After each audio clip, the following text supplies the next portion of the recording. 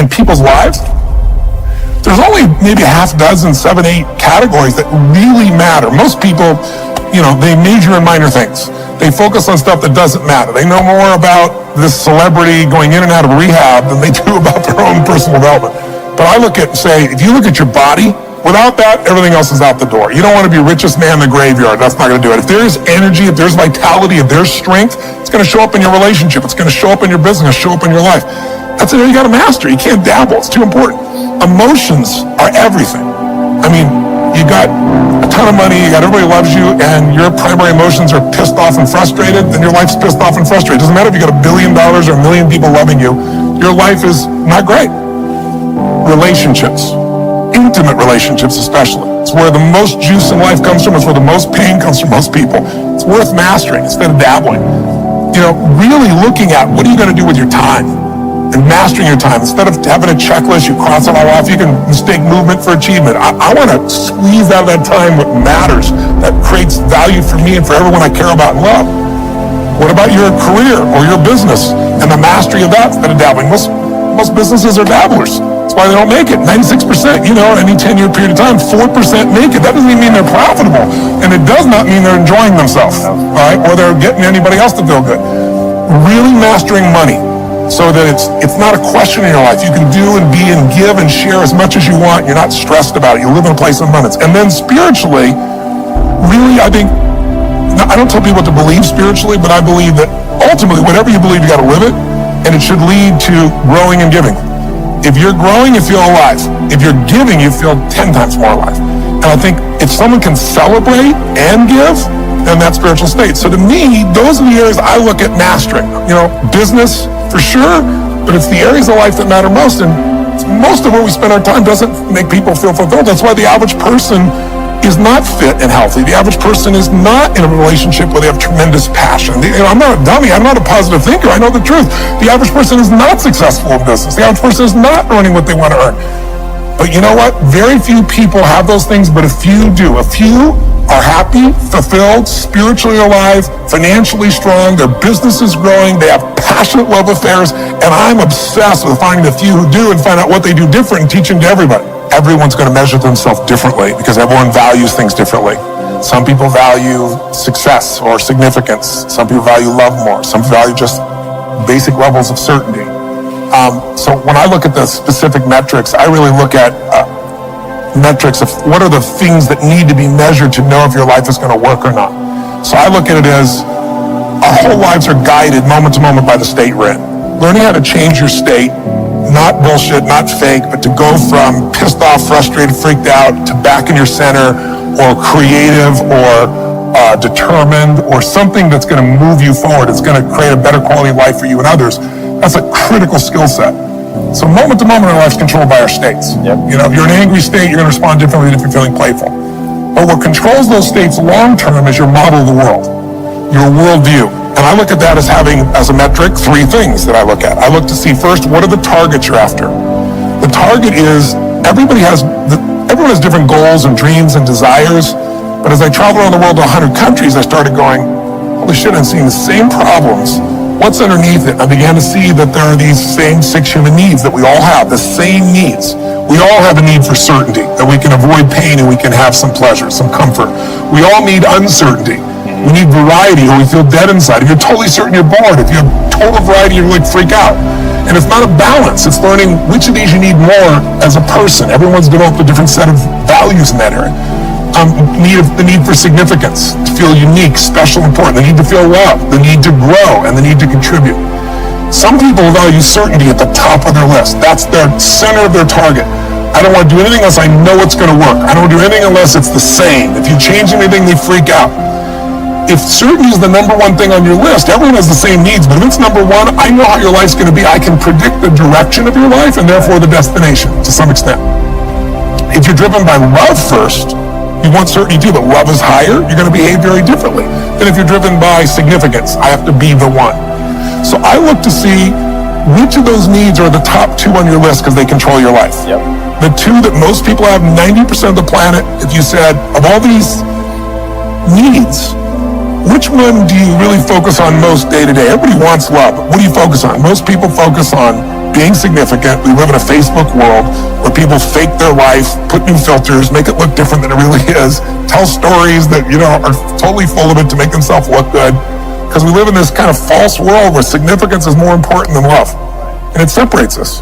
And the other one that we see most often is certainty. People want to be certain before they can do something. You couldn't have started a business like you had if you were absolutely certain before you started. You can never build a business with that.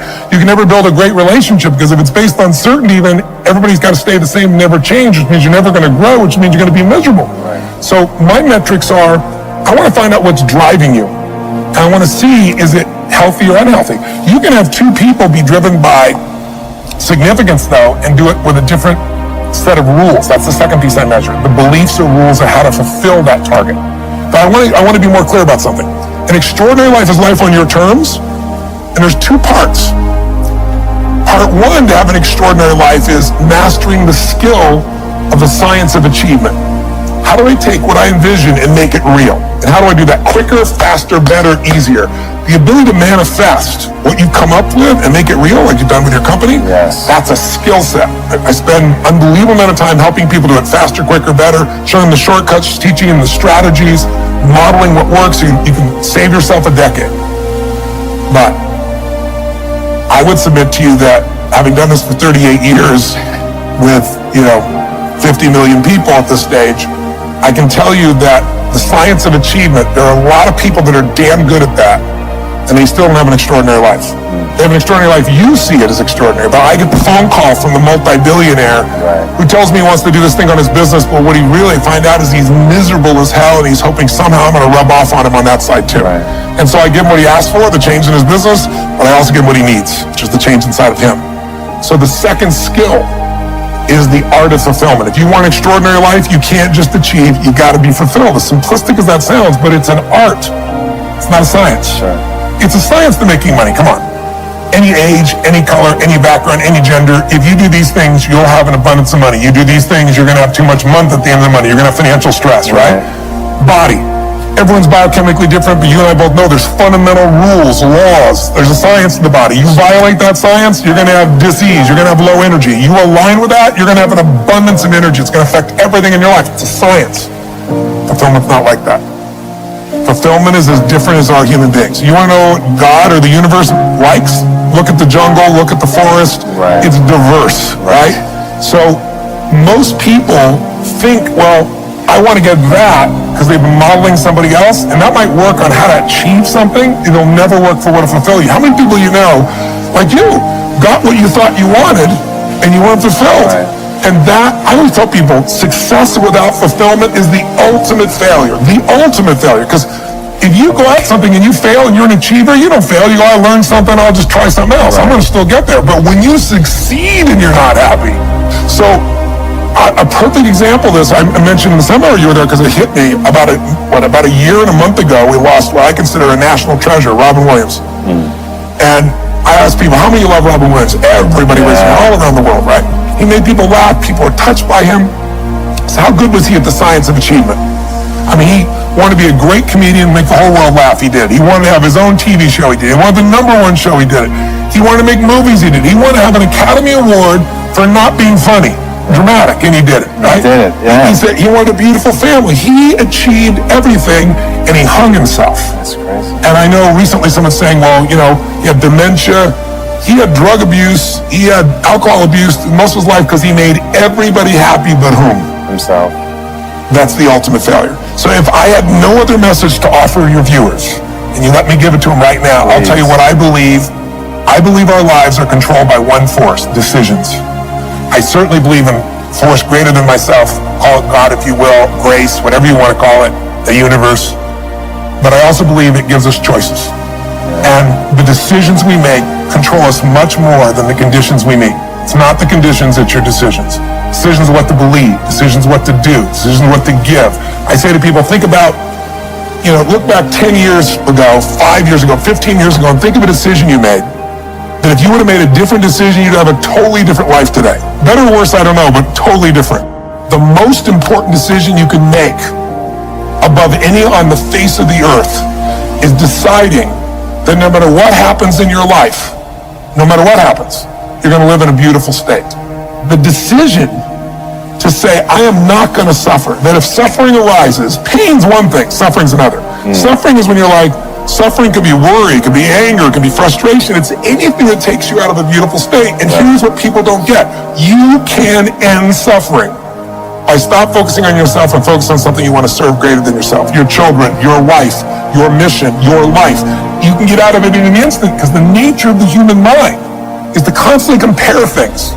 Your mind, your brain is a 2 million year old device, and it is not designed to make you happy. It's designed to make you survive. Right. And that's why it's always looking for what's wrong. It used to be what's wrong, a saber-toothed tiger, so I can protect myself. Now people are worried about what people think about them, or do they have enough money? When 2/3 of the planet lives on $2 a day, and you're making $38,000, you're rich. The poorest of the poor in our country are considered rich. I'm not saying they should stay that way. Right. But you can only build on success. My goal would have you consider something. Life is short. We don't know how short it's going to be. But if you only had a week to live, I bet you wouldn't allow yourself to suffer over a little crap that makes you crazy normally. I think you would probably spend time with those you love. You would do what you love. You'd take awe in a sunset. You'd smell the air. You would take in everything in those final moments that you possibly do. So my thing is, why wait? Right. Why wait? Why not just decide that if I start to suffer, I know the solution, because suffering is me obsessing about me.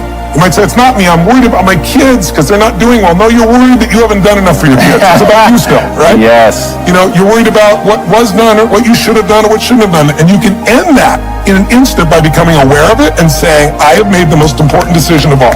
Right. I'm going to live in a beautiful state. Because here's what's going to happen. Anybody watching, you may lose a family member, you probably will. Somebody may get cancer.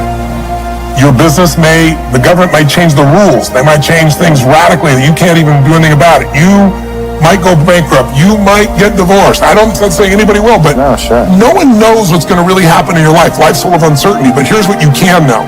You can decide no matter what happens, you can have a great time. If somebody like Viktor Frankl can be locked up in Auschwitz and come out of that and experience finding joy in the middle of Auschwitz, then human beings have a capacity they've undersold themselves on. We think that the outside world determines how we feel. If people have to behave a certain way, if your husband or your wife or your kids or your coworkers or whoever, your boss, has to behave a certain way for you to be happy, and if they don't, you're unhappy, then you're always going to be unhappy, because the more people around you, the more they're going to change that, because they're all human, right?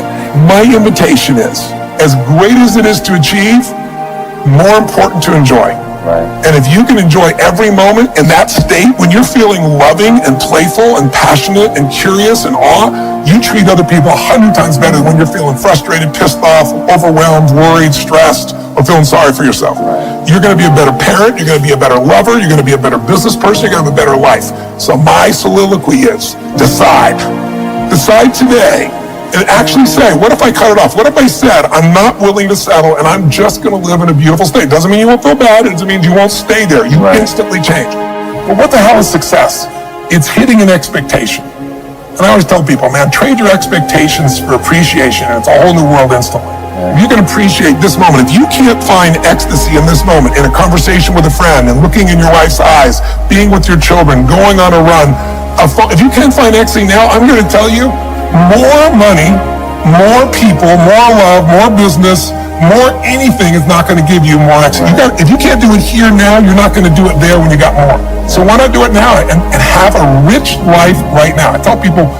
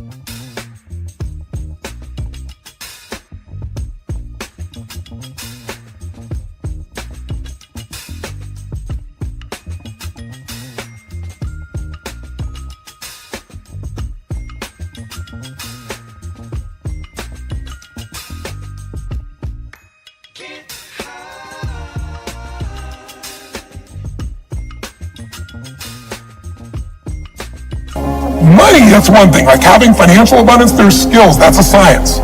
But wealth, it's a decision. It's like you can be wealthy right now. I live in Fiji a good portion of the time. There are these villagers there. They're the richest people I know. They're happy. They laugh. They love. They don't give a damn about the economics. Other people say they're poor. When I first went there, I was trying to do things for them. I'm like, what are you talking about? I'm so happy. Wealthy people come over from the United States and they go travel around and try to figure out what to do, and they're going to spend 9 years to do this and this and this so they can finally sit down and be happy. And the Fijian guy goes, why don't you sit on the beach right now, dude, and experience it? Why spend the 9 years? Why not have it now? That's my